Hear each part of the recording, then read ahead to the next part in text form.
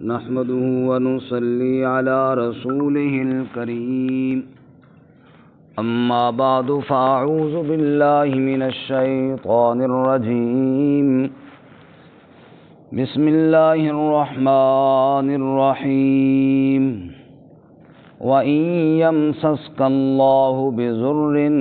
فلا كاشف له إلا هو وَإِن يَمْسَسْكَ بِخَيْرٍ فَهُوَ عَلَى كُلِّ شَيْءٍ قَدِيرٌ وَهُوَ الْقَاهِرُ فَوْقَ عِبَادِهِ وَهُوَ الْحَكِيمُ الْخَبِيرُ وَإِن يَمْسَسْكَ اللَّهُ بِضُرٍّ اور اگر پہنچائے آپ کو اللہ تعالیٰ کوئی تکلیف فلا کاشف لہ الا ہو پس کوئی دور کرنے والا نہیں اس کو سوائے اس کے وَإِن يَمْسَسْكَ بِخَيْرٍ اور اگر وہ پہنچائے آپ کو کوئی بھلائی فَهُوَ عَلَى كُلِّ شَيْءٍ قَدِيرٌ پس وہ ہر چیز پر قدرت رکھنے والا ہے وَهُوَ الْقَاهِرُ فَوْقَ عِبَادِهِ اور وہی غالب ہے اپنے بندوں پر وَهُوَ الْحَكِيمُ الْخَبِيرُ اور وہ حکمت والا خبر رکھنے والا ہے سبحان ربک رب العزت عما یصفون وسلام علی المرسلین والحمد للہ رب العالمین اللهم صل على محمد وعلى آل محمد كما صليت على إبراهيم وعلى آل إبراهيم إنك حميد مجيد اللهم بارك على محمد وعلى آل محمد كما باركت على إبراهيم وعلى آل إبراهيم انک حمید مجید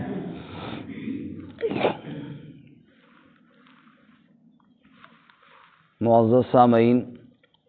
سورۃ الانعام کا دوسرا رکوع آیت نمبر 17 اور 18 آپ کے سامنے تلاوت کی ہیں اللہ رب العزت ان کے مطابق صحیح بیان کی توفیق عطا فرمائے اور ہمیں قرآن و سنت پر عمل کرنے کی توفیق عطا فرمائے گزشتہ سبق میں آپ نے عقلی دلائل کے بعد طریقہ تبلیغ یعنی اے میرے محبوب صلی اللہ علیہ وسلم آپ ان لوگوں سے پوچھیں اگر ساری کائنات کا پالنے والا اور پیدا کرنے والا اللہ ہے تو اس کے علاوہ میں اور کارساز کیوں کر بنا سکتا ہوں تو مجھے تو یہ حکم دیا گیا ہے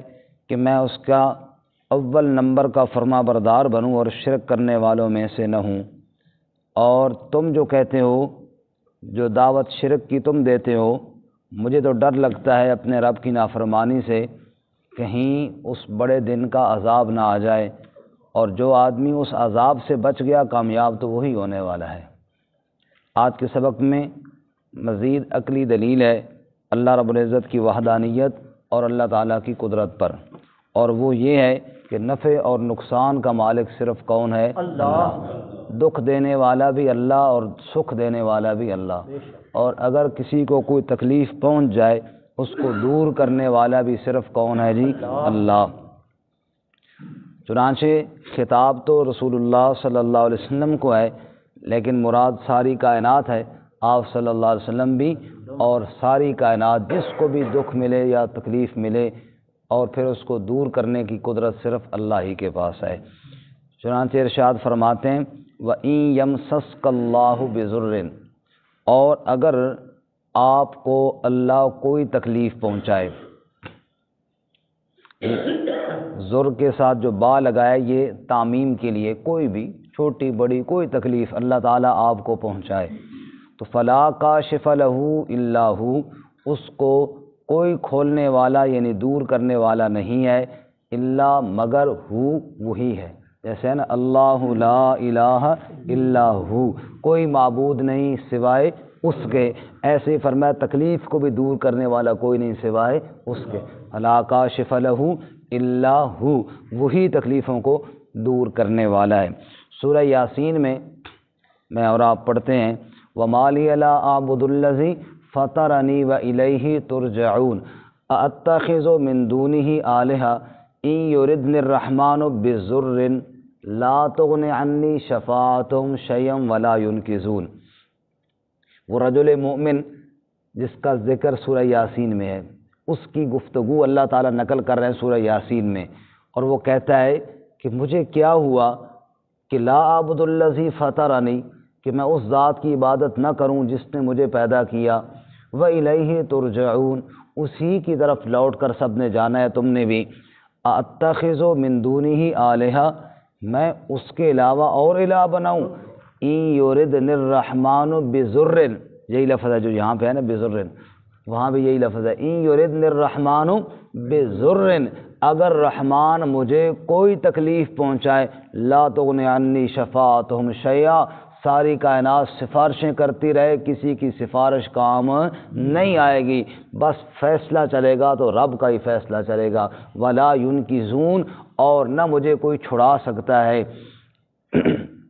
انی اذا لفی ضلال مبین،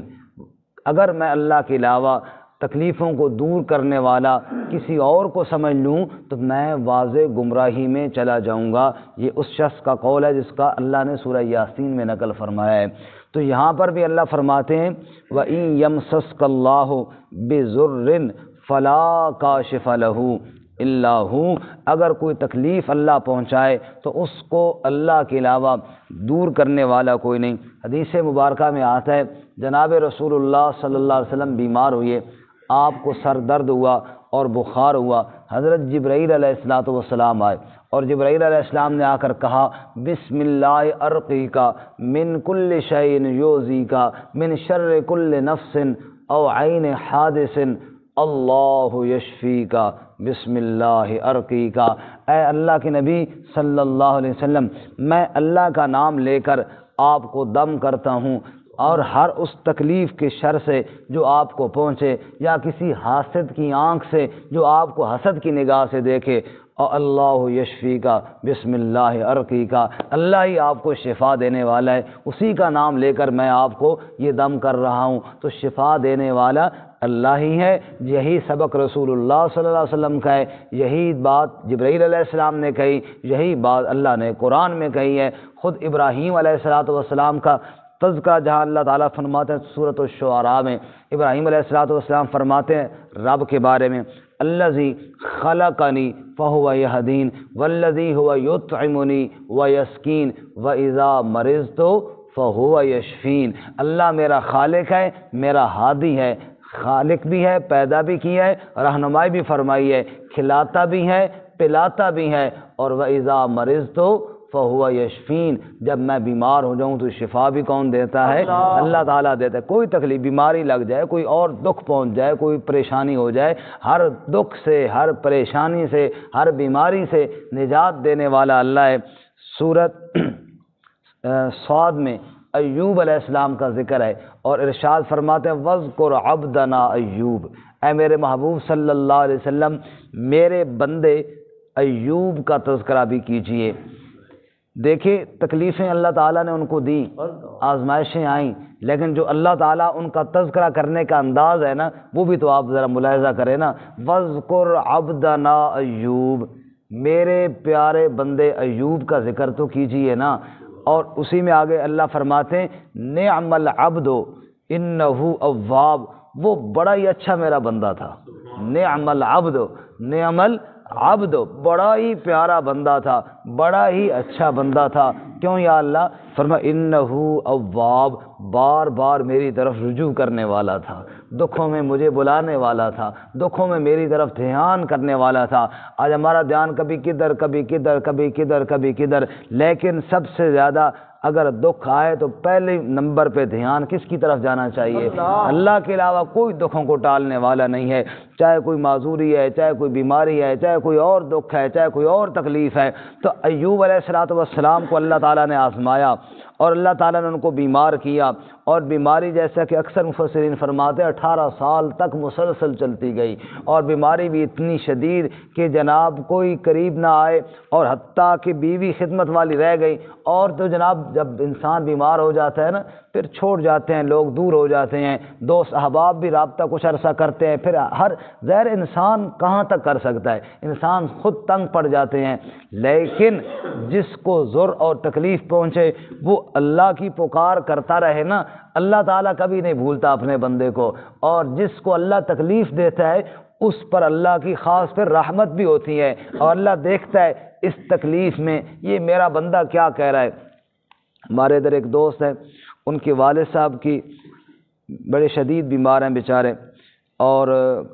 اللہ ان کو شفا عطا فرمائے، کینسر ان کو بہت آخری سٹیج تک پہنچا ہوا ہے، اور ان کی ہڈیاں اتنی کھوکھلی ہوئی کہ ان کو اٹھایا بیچارے کی ٹانگ ٹوٹ گئی اٹھانے کی وجہ سے۔ تو گزشتہ رات میں ان کی عیادت کے لیے گیا، تو میں نے آنکھیں ایسے انہوں نے بند کی ہوئی تھیں، تو میں نے کہا فاروق صاحب کیسی طبیعت ہے؟ تو کہنے لگے الحمدللہ۔ میں نے کہا بس یہ الحمدللہ ہم لاکھ تسبیح پڑھ لینا، اس الحمدللہ کا مقابلہ نہیں ہو سکتا کہ جو آدمی اتنے دکھوں کے باوجود پھر بھی کہتا ہے الحمدللہ، سب تعریفیں اللہ کے لیے ہیں۔ تو انہوں نے کہا الحمدللہ، تو میں نے ان کے بیٹے کو کہا بس میں نے کہا انشاءاللہ ان کی بخشش پکی ہے، کیونکہ رسول اللہ صلی اللہ علیہ وسلم نے فرمایا جس آدمی کو اللہ دکھ دے اور دکھوں کے باوجود پھر وہ رب کو نہ بھولے تو اللہ کہتے ہیں میں اس کو گناہوں سے صاف کر دیتا ہوں اور معاف کر دیتا ہوں۔ تو بارک ایوب علیہ السلام کا ذکر کر رہا تھا، تو اللہ کتنے پیار سے ذکر فرماتے، نعم العبد نعم العبد، میرا بڑا ہی چنگا اور بڑا ہی اچھا بندہ تھا، کیوں؟ انہ اواب، میری طرف رجوع کرنے والا تھا، بار بار مجھے بلانے والا تھا۔ اور پھر ایوب علیہ السلام اتنی طویل بیماری تو کہتے رب انی مسنی الضر وانت ارحم الراحمین، میرے پروردگار میں بیمار ہو گیا ہوں، رحم تو تو کرنے والا ہے، شفا تو تو دینے والا ہے۔ رب العالمین نے فرمایا میرے ایوب اتنا لمبا عرصہ بیماری میں، اتنا لمبا عرصہ آزمائشوں میں، اتنا لمبا عرصہ تکلیفوں میں، اور مجھے نہیں بھلایا، اور جناب مجھے تو نے بالکل ایک لمحے کے لیے بھی غافل نہ ہوا مجھ سے۔ ارکض برجلک ھذا مغتسل بارد و شراب، میرے محبوب میرے ایوب میرے لیے کوئی ٹھیک کرنا اور صحت دینا کوئی مشکل تو نہیں، یہ تو میں اپنے بندوں کو کبھی کبھی بیماریاں دے کر آزماتا رہتا ہوں۔ ارکض برجلک، پاؤں کی ٹھوکر مار نیچے، اور جو ہی ماری ھذا مغتسل، پانی کا چشمہ جاری ہوا، فرمایا اس سے غسل کرو، بارد و شراب، پی بھی لو اور نہاؤ بھی صحیح، نہاؤ گے باہر کی ساری بیماریاں ٹھیک کر دوں گا، اور پیو گے تو اندر جسم کی ساری بیماریاں ٹھیک کر دوں گا۔ اللہ نے لمحے میں ٹھیک کر دی۔ تو دکھ دینے والا بھی اللہ، اور پھر سکھ دینے والا بھی کون بولو جی؟ اللہ۔ تکلیفیں دینے والا بھی اللہ، اور پھر آسانیاں دینے والا بھی اللہ۔ وَإِن يَمْسَسْكَ اللَّهُ بِضُرٍّ، اگر کوئی تکلیف آپ کو پہنچے تو فَلَا كَاشِفَ لَهُ إِلَّا هُوَ، اس کو اللہ کے علاوہ اور کوئی دور کرنے والا کوئی نہیں۔ رسول اللہ صلی اللہ علیہ وسلم نماز پڑھ رہے تھے، آپ کو ہاتھ میں بچھو نے کاٹ لیا۔ کس نے کاٹ لیا جی؟ آپ صلی اللہ علیہ وسلم نے پانی کے اندر نمک ملایا اور انگلی کو ڈالا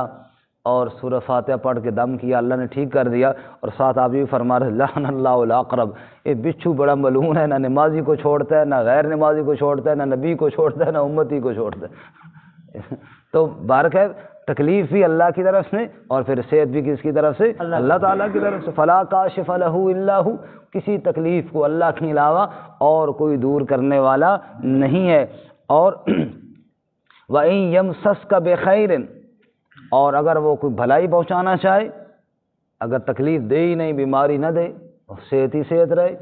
فقر و فاقہ نہ دے، اور غنا ہی غنا دے، مالداری ہی مالداری عطا کرے، اور اگر اللہ تعالیٰ دنیا میں بہت کچھ دے دے تو فہو علی کل شیء قدیر، وہ ہر چیز پر قادر ہے، وہ اس پر بھی قدرت رکھتا ہے، یہ تو اس کی مرضی ہے، کسی کو مال دے کر آزماتا ہے، کسی کو فقر دے کر آزماتا ہے، کسی کو جناب اللہ تعالیٰ صحت دے کر آزماتا ہے، کسی کو اللہ بیماری دے کے آزماتا ہے۔ دنیا ہے ساری آزمائش میرے بھائیوں اور میرے بزرگوں، یہ آزمائش کے انداز مختلف ہیں، کسی کو اللہ کس چیز سے آزما رہا ہے، کسی کو اللہ کس چیز سے آزما رہا ہے۔ الذی خلق الموت والحیات لیبلوکم ایکم احسن عملا، اللہ فرماتے ہیں سورۃ الملک میں، یہ موت و حیات کا نظام ہی میں نے اس لیے بنایا تاکہ تمہاری آزمائش کروں کہ تم میں اچھے عمل کون کرتا ہے۔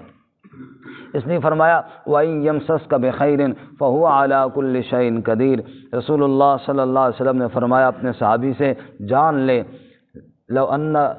الامت لو اجتمعت علی ان ینفعوک، اگر ساری امت جمع ہو جائے اس بات پر کہ تجھے نفع پہنچانا چاہے، نہیں پہنچا سکتے، نفع وہی ملے گا جو تیرے رب نے تیری قسمت میں لکھا ہے، اور ساری کائنات اکٹھی ہو جائے تجھے نقصان پہنچانے کے لیے نہیں پہنچا سکتے، تکلیف بھی وہی پہنچے گی جو اللہ نے تیری قسمت میں لکھی ہے۔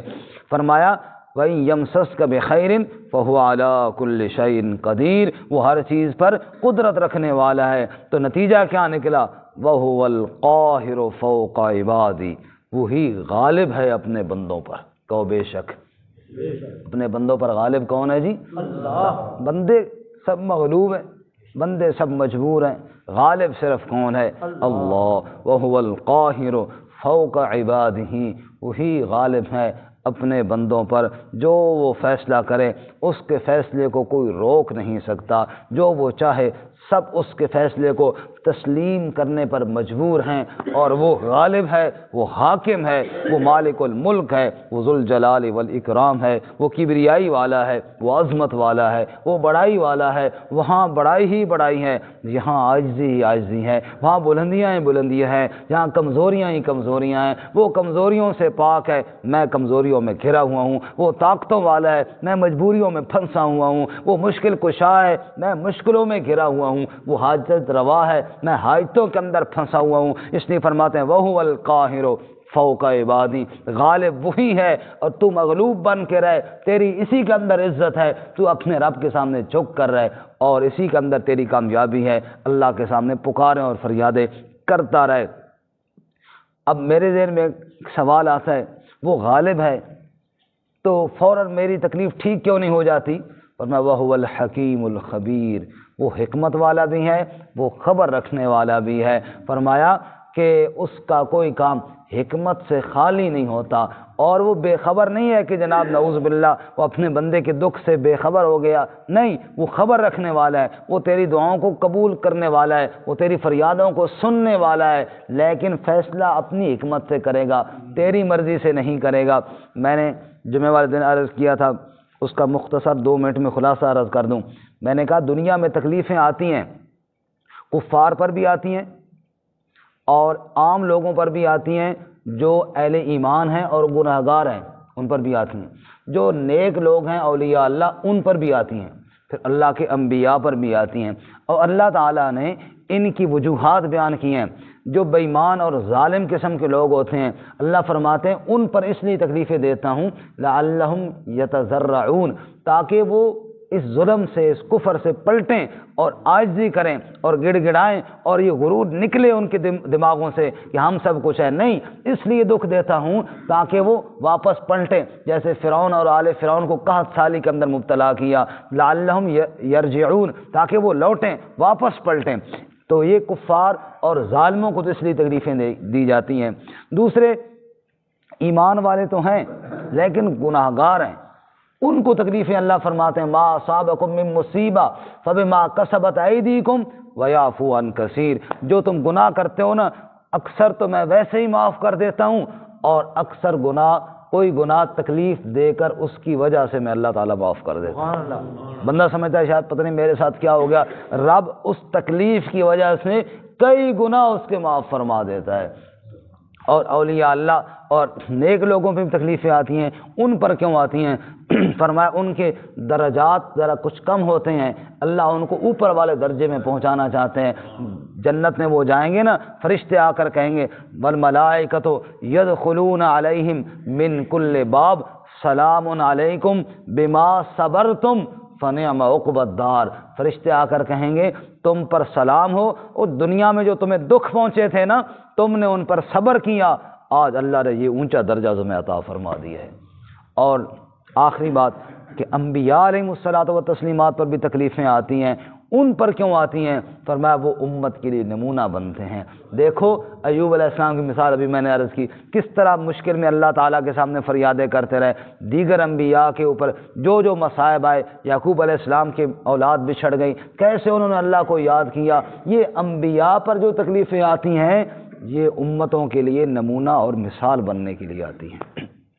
تو فرمایا وَهُوَ الْحَكِيمُ الْخَبِيرُ، حکمت والا ہے، خبر رکھنے والا ہے، وہ غافل نہیں ہے اور اس کا کوئی کام حکمت سے خالی بھی نہیں ہے۔ اللہ تعالیٰ ہمیں قرآن و سنت پہ عمل کی توفیق عطا فرمائے۔ ترجمہ دوبارہ سن لیں۔